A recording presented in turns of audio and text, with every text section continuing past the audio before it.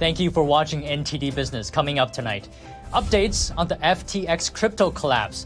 Attorneys say former CEO Sam Bankman-Fried ran the company like a personal fiefdom. A potential railroad strike is coming this holiday season. We have everything you need to know about the situation.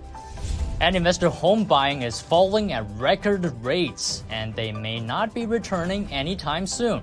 That and much more coming up on NTD Business. Great to have you with us, Don Ma here. More on the FTX crypto exchange saga. Its first bankruptcy hearing was held in Delaware court today. It's the highest profile crypto blow-up to date, and about 1 million creditors are facing losses totaling billions of dollars. At the bankruptcy hearing today, an attorney for FTX said the company plans to sell off healthy business units, but it also suffered cyber attacks and had, quote, substantial assets missing. An attorney also said that the firm had been run as a, quote, personal fiefdom of former CEO Sam Bankman-Fried, with $300 million spent on real estate, like homes and vacation properties. Reuters found that FTX, Sam Bankman-Fried's parents and senior execs, bought at least 19 properties in the Bahamas over the past 2 years. Most were luxury beachfront homes. It's unclear now where FTX and its executives got the funds to buy the properties. Bankman-Fried allegedly used $10 billion in customer funds to prop up his trading business. Reuters reported that at least $1 billion of those deposits had vanished. Meanwhile, FTX's fall from grace has sent shivers to the crypto world, driving Bitcoin to its lowest level in 2 years and triggering fears of contagion among other firms. Major U.S. crypto lender Genesis said on Monday it was trying to avoid bankruptcy. FTX's trading firm Alameda Research was one of Genesis' biggest borrowers. Genesis has suspended customer redemptions and paused new loans after FTX's collapse. The Wall Street Journal reported Genesis approached crypto exchange Binance for help, but Binance declined. Genesis also reportedly approached private equity firm Apollo for capital assistance. Last week, the chief financial officer for major crypto exchange Coinbase said the full extent of the fallout was yet to come out, and it will be a few days or even weeks. And on Wall Street, stocks rallied today. The Dow gained 398 points, or 1 2/10%. S&P added 54 points, or 1 4/10%. The Nasdaq rose 150 points, or also 1 4/10%. And shares of Zoom Video Communications Inc. have tumbled about 90% from their pandemic peak in October 2020. The drop comes as the former hot commodity struggles to adjust to a post-COVID world. NTD's Shar Marshall has more. Companies that grew due to the pandemic boom continue to have problems adjusting back to the normal workings of society. Zoom shares are down 90% since the pandemic bump. Well, let's look into what's been happening. The company's operating expenses surged 56% in the third quarter as it spent more on product development and marketing. Its adjusted operating margin shrank to 34.6% from 39.1% a year earlier. The company, which became a household name during lockdowns due to the popularity of its video conferencing tools, is trying to reinvent itself. It's now focusing on businesses with products such as cloud calling service Zoom Phone and conference hosting offering Zoom Rooms. Zoom went from 10 million daily users in December 2019 to 300 million daily users in April 2020, then came under heavy fire when research reports and the CEO's disclosure revealed its encryption keys were being transmitted to servers in China in some cases. Zoom's privacy policies also seemed to give the company the right to do whatever it wanted with users' personal data. Zoom's end-to-end encryption wasn't exactly the safest and most private. Other Zoom meeting attendees could see a lot about you.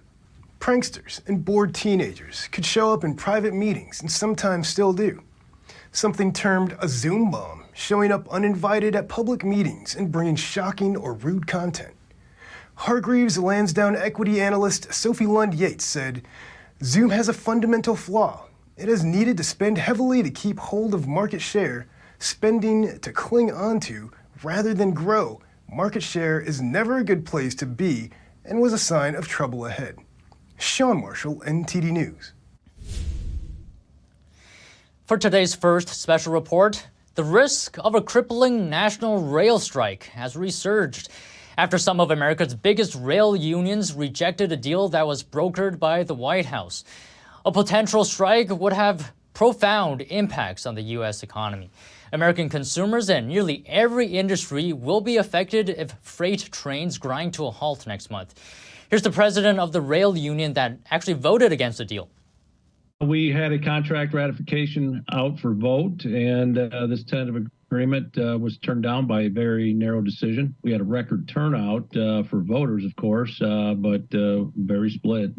Only about 320 votes separated everything. So here's everything you need to know about the situation. First of all, why are rail workers unions threatening to strike? At the heart of the issue is that rail workers are unhappy with the pay and the attendance rules. The railroad unions are asking freight and railway companies for an increase in pay, as well as better working conditions, including paid time off and a more flexible schedule. In September, President Biden announced a tentative deal between railway companies and the rail worker unions. There are 12 railroad unions, and together they formed the Coalition for National Freight Rail Bargaining. So far, 8 of the unions have accepted the deal and 4 have not. The good news is that concerns about pay were addressed in Biden's tentative deal. It includes a 24% wage increase over a 5-year period from 2020 through 2024 and $1,000 payments for 5 years. Almost all of the financial issues were resolved with President Biden and his commission, the emergency board he put together.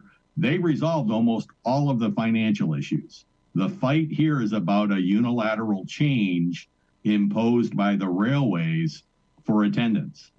So they put in a new attendance policy, which means you can get fired for going to the doctor, you can get fired for whatever reason it is, because every time you miss a shift or are late or call in sick, it deducts points off of this system.